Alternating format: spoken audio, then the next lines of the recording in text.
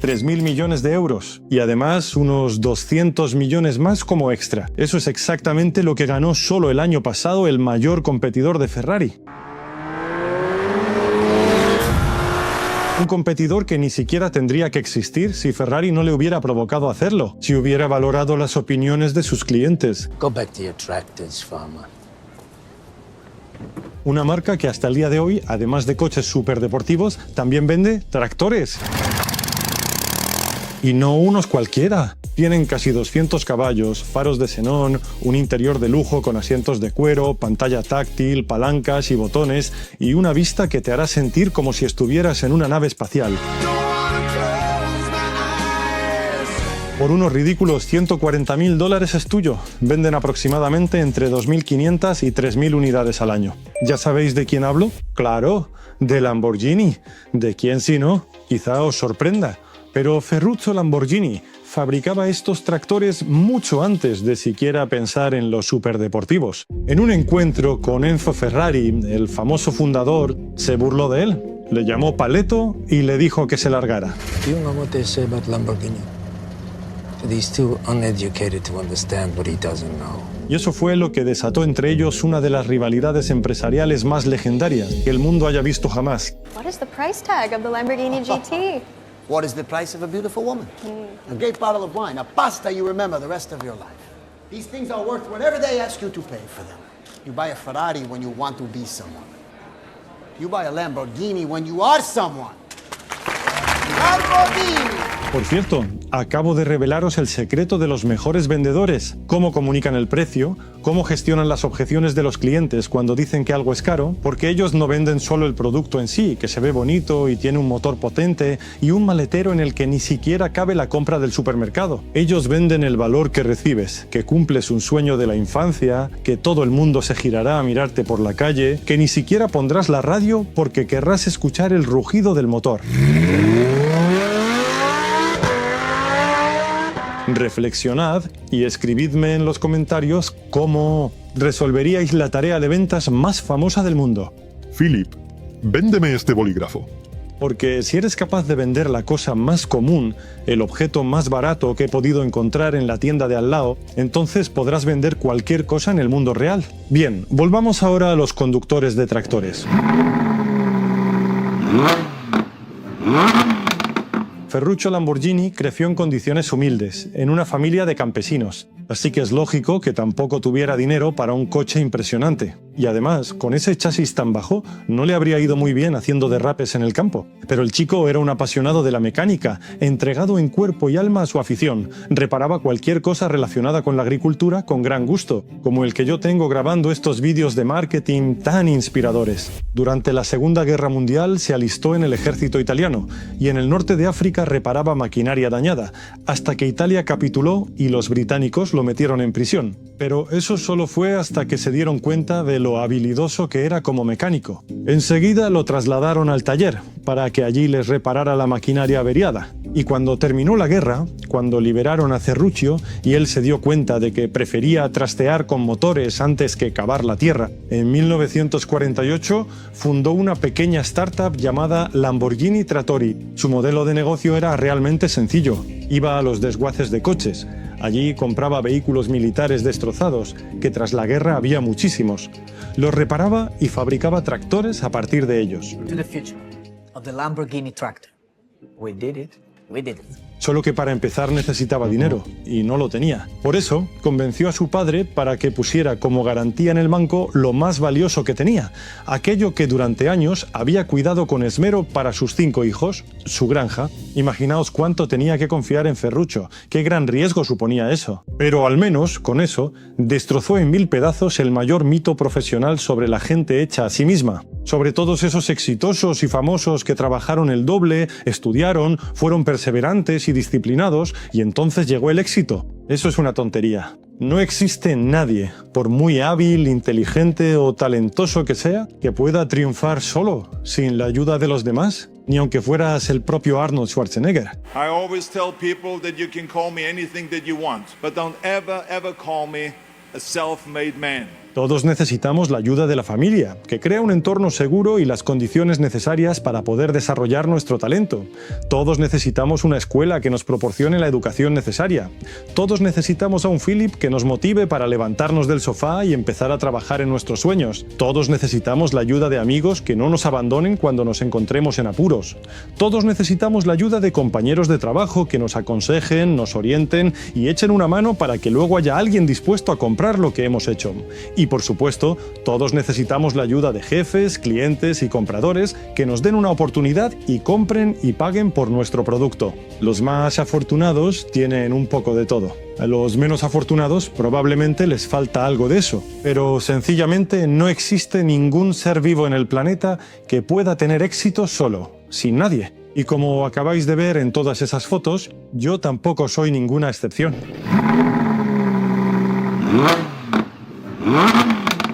Pero una vez que Ferruccio puso en marcha su negocio, prácticamente no se detuvo. Al principio solo vendía un tractor a la semana, el modelo Carioca, pero como esa máquina era de calidad y barata, pronto pasó a vender 200 al año. Y luego ya no daba abasto con la producción. En la Europa devastada por la guerra, la demanda de maquinaria agrícola era tan grande que para 1960 ya empleaba a más de 400 personas y de la línea de montaje salían 25 tractores al día. De ser un pequeño agricultor de un pueblecito, al que su padre tuvo que prestarle dinero para que le concedieran un crédito, Ferruccio se convirtió en un empresario conocido y respetado, uno de los hombres más ricos de Italia. Como además sabía disfrutar de su dinero y seguía apasionado por trastear con motores, se compraba coches bonitos y caros y los mejoraba y tuneaba. Pero lo que le molestaba de su querido Ferrari 250 GT era que el embrague se le estropeaba constantemente. Así que lo desmontó entero y, para su horror, descubrió que Ferrari montaba en esos deportivos caros y rápidos la misma pieza que él usaba en sus tractores baratos y lentos. Así que fue a quejarse directamente al propio fundador de la marca, el famoso Enzo Ferrari. In my opinion, you make the best cars in the world. I have 7 of them, one for every day of the week. But with all my Ferraris, there is a problem. The clutch. They all bad. También le dijo que estaba estafando a sus clientes, porque mientras él pagaba 10 liras por esos embragues, Ferrari cobraba 1000. You're stealing from people. You're charging 10 times what it cost me to put a better clutch in my tractor. Y que por ese precio esperaba que usara componentes mejores, de mayor calidad y más resistentes. Pero, como ya sabéis, en vez de disculparse, Ferrari se rió de él. Dijo que el problema no era el coche, sino el conductor. Que mejor volviera a los tractores y dejara los coches rápidos para la gente que realmente entiende de eso. Este fue exactamente el momento en el que el ofendido Ferruccio Lamborghini decidió que le iba a demostrar a Enzo cómo deben ser y cómo deben conducir los verdaderos superdeportivos.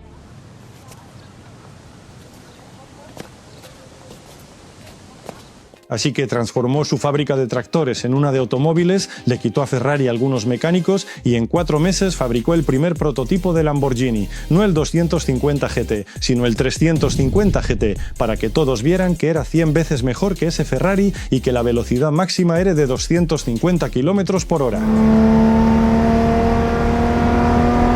Cual es tanto que ni siquiera hoy, 60 años después, mi querido SEAT es capaz de alcanzar esa velocidad. Por cierto, yo no creo que sea un coche feo, sino una plancha preciosa.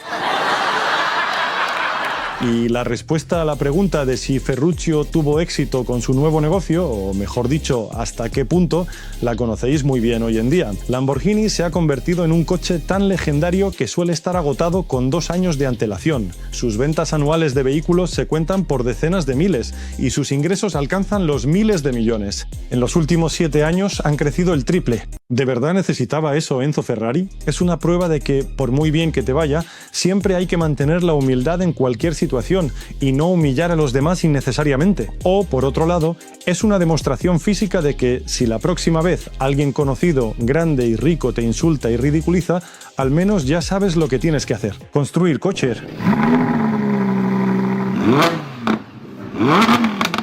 Sin embargo, no penséis que cambiar de negocio, pasar de tractores a coches, es algo raro, inusual o inaudito. En el mundo hay muchos ejemplos de empresas súper famosas que empezaron en un sector completamente diferente. El fundador de Avon no vendía cosméticos, sino que era un vendedor ambulante de libros.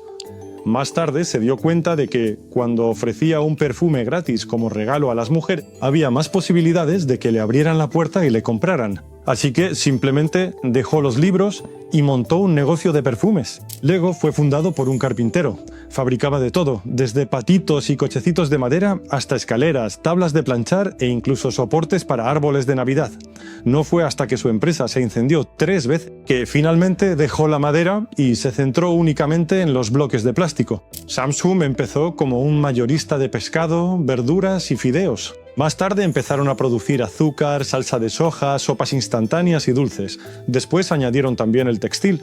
Luego se convirtieron incluso en una compañía de seguros. Hicieron negocios en el transporte marítimo y en la industria química.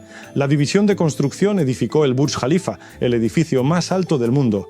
Samsung también gestionaba su propio hospital, escuelas y centros de formación. Y no fue hasta que ya tenían todo esto que entonces empezaron a fabricar productos electrónicos. 30 años después de que la empresa se fundara y se convirtiera en grande y exitosa. Hoy en día, además de que todos estos negocios siguen funcionando, Samsung también posee una agencia de publicidad global. 6.000 empleados en ella atienden a más de 600 clientes. Por ejemplo, estos bonitos anuncios de JBL que eliminan el ruido ambiental son cosa suya. Harley Davidson, en vez de motos, lo intentó con bicicletas motorizadas.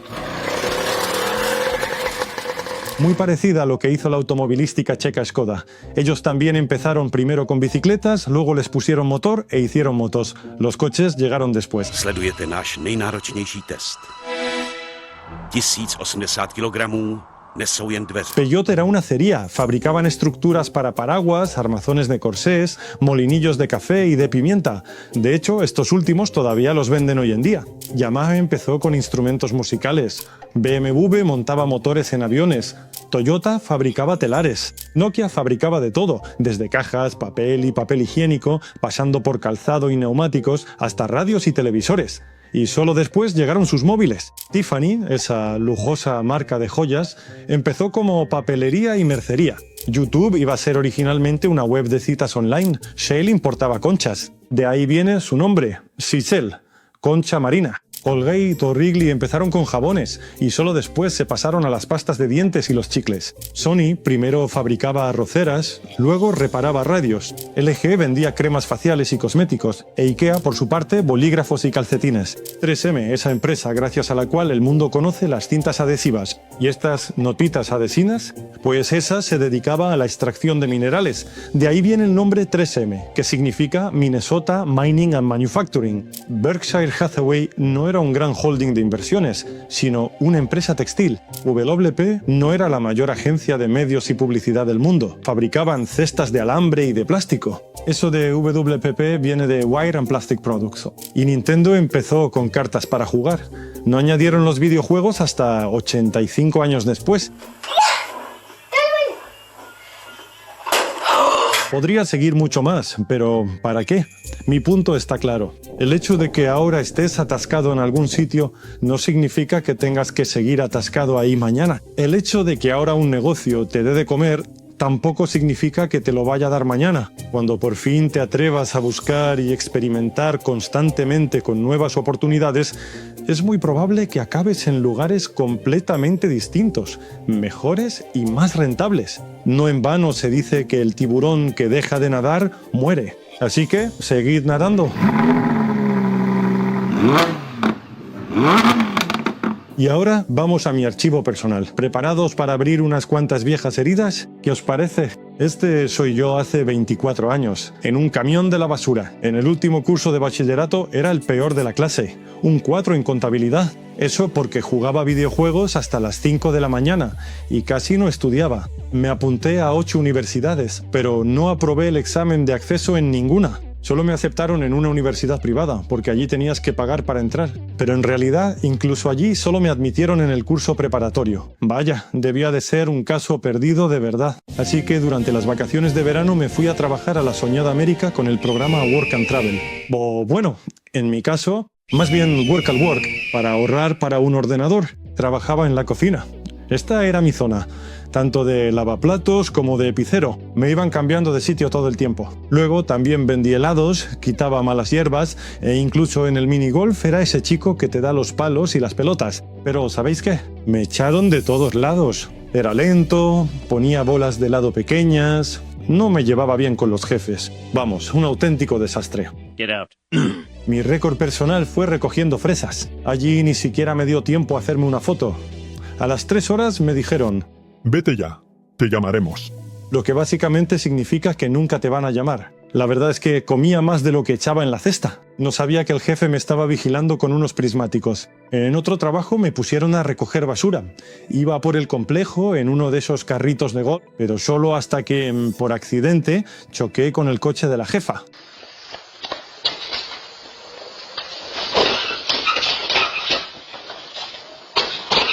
Desde entonces iba andando por el resort vigilando el aparcamiento. Vamos, que no habríais apostado ni un céntimo por mí. You're goddamn right. Y hoy en día, hoy tengo una empresa con 12 compañeros estupendos. Nuestra tecnología está implementada en más de 100 grandes y prestigiosos medios eslovacos. Damos servicio a cientos de clientes y a millones de usuarios. Y ese vago de Filip, ahora, puede dedicar de verdad muchísimas horas a crear, escribir cientos de newsletters y miles de publicaciones, grabar montones de vídeos, hacer cursos súper útiles, dar charlas en conferencias, en grandes empresas e incluso en institutos a jóvenes estudiantes, que quizá también están por ahí jugando hasta las 5 de la mañana. Y sus abuelas solo se llevan las manos a la cabeza diciendo, ¿en qué se convertirá ese pequeño Philip? Incluso a esos colegios de los que una vez me echaron por la puerta de entrada, porque no pasé las pruebas de acceso. Al final volví por la ventana como profesor. Nice. Así que la próxima vez que estáis desanimados, pensando dónde estáis, en qué trabajo tonto o sin sentido estáis trabajando, que no os pagan lo suficiente o que no os lo agradecen, recordad siempre esta foto, la de ese basurero. El hecho de que estéis en un lugar que, a vuestros ojos,